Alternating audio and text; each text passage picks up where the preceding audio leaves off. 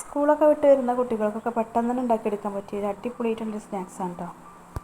ഈവനിങ്ങിന് മാത്രമല്ല, ബ്രേക്ക്ഫാസ്റ്റിനും ഉണ്ടാക്കിയെടുക്കാം. അതിലോട്ട് നമുക്ക് പ്രത്യേകിച്ച് കറികളോ ഒന്നും വേണ്ട. വേണമെങ്കിൽ ഒരു ചമ്മന്തിൻ്റെ കൂടെയൊക്കെ നമുക്കിത് അടിപൊളിയായിട്ട് കഴിക്കാം കേട്ടോ. ആവിയിലാണ് നമ്മളിത് ഉണ്ടാക്കിയെടുക്കുന്നത്. അപ്പോൾ വീഡിയോ ഇഷ്ടമാവുകയാണെങ്കിൽ ലൈക്ക് സപ്പോർട്ട് ചെയ്യണേ. അപ്പോൾ ഇത് അങ്ങനെ ഉണ്ടാക്കിയെടുക്കാമെന്ന് നോക്കാം. ഇതുണ്ടാക്കിയെടുക്കാനായിട്ട് ഇതാ ഞാനിവിടെ ഒരു പാത്രം എടുത്ത് വെച്ചിട്ടുണ്ട്. ഇതിലോട്ട് നമുക്ക് 1 കപ്പ് റവ ഇട്ടെടുക്കാം.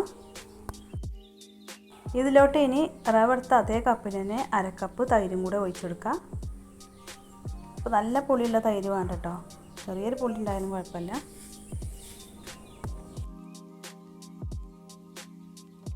അതേ കപ്പിന് തന്നെ 1/2 കപ്പ് വെള്ളം കൂടെ ഇതിലോട്ട് ഒഴിച്ചെടുക്കാം.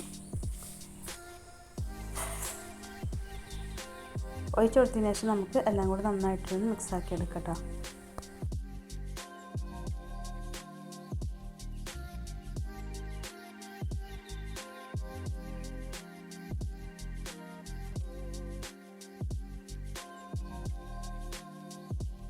നന്നായിട്ട് മിക്സാക്കി എടുത്തതിന് ശേഷം ഇത് നമുക്ക് ഒരു മിക്സിയുടെ ജാറിലേക്ക് ഇട്ടിട്ട് നന്നായിട്ട് തന്നെ ഒന്ന് ബ്ലെൻഡാക്കി എടുക്കാം.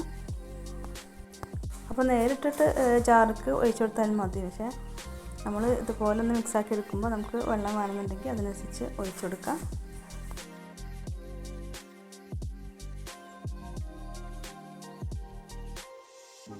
ഇനി ഇതിലോട്ട് വെള്ളം ഒഴിച്ചു കൊടുക്കണ്ട, നമുക്കിത് നേരിട്ട് നന്നായിട്ട് തന്നെ ഒന്ന് ബ്ലെൻഡാക്കി എടുക്കാം.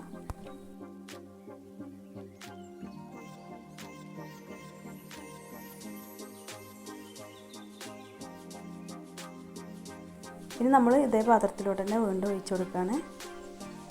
അപ്പോൾ നന്നായിട്ട് തന്നെ ബ്ലെൻഡാക്കി എടുത്തിട്ടുണ്ട് കേട്ടോ. ഇനി മിക്സിയുടെ ജാറിലേക്ക് ഒരു 3 ടേബിൾ സ്പൂൺ വെള്ളം ഒഴിച്ചു കൊടുക്കുകയാണ്. എന്നിട്ട് നന്നായിട്ടൊന്ന് ഷേക്ക് ചെയ്തതിന് ശേഷം ഇതിലോട്ട് തന്നെ ഒഴിച്ചു കൊടുക്കാം.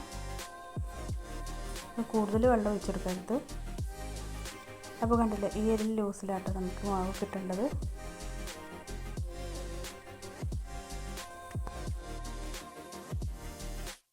റവ ആയതുകൊണ്ട് തന്നെ നന്നായിട്ട് തന്നെ സോഫ്റ്റായിട്ട് കിട്ടണം. അപ്പോൾ അതുകൊണ്ട് തന്നെ നമ്മളിത് 10 മിനിറ്റ് റെസ്റ്റ് ചെയ്യാൻ മാറ്റി വെക്കാം. അപ്പോൾ ഇതാ 10 മിനിറ്റ് ആയിട്ടുണ്ട് കേട്ടോ. റവ നന്നായിട്ട് തന്നെ സോഫ്റ്റായിട്ട് വന്നിട്ടുണ്ട്. ഒന്നും കൂടെ ഒന്ന് ടൈറ്റ് ആയിട്ടുണ്ട് കേട്ടോ. അപ്പോൾ ഈ ഒരു ലൂസ് മതി.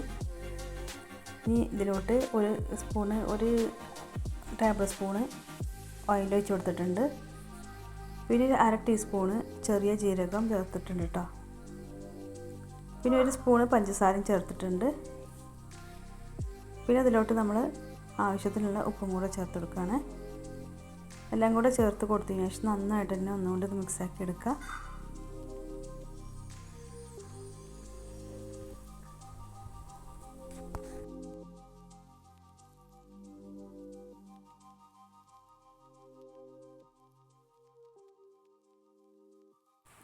ഇനി ഇതിലോട്ട് നമുക്ക് ഒരു 1/2 ടീസ്പൂണ് സോഡപ്പൊടിയും കൂടെ ചേർത്ത് കൊടുക്കുക.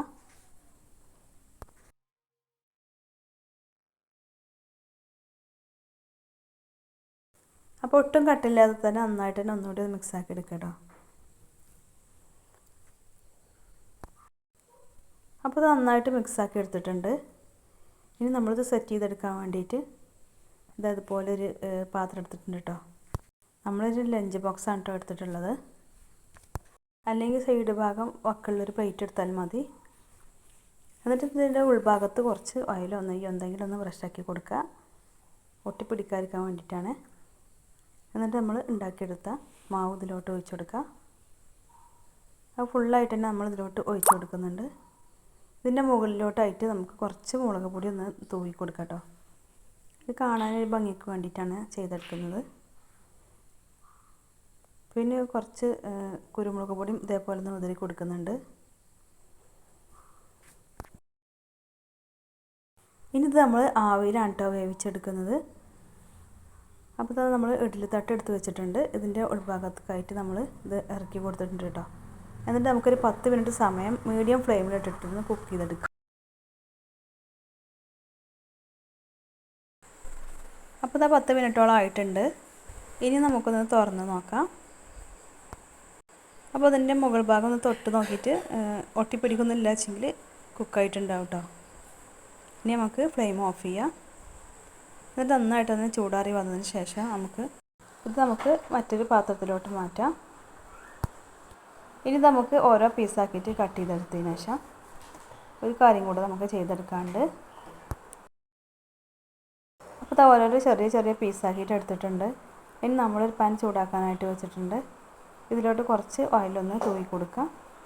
എന്നിട്ട് ഇതേപോലെ ബ്രഷ് കൊണ്ട് എല്ലാ ഭാഗത്തും ആക്കി കൊടുത്തതിന് ശേഷം നമ്മൾ കട്ട് ചെയ്തെടുത്ത ഓരോ പീസും ഇതിലോട്ട് വെച്ച് കൊടുക്കുക.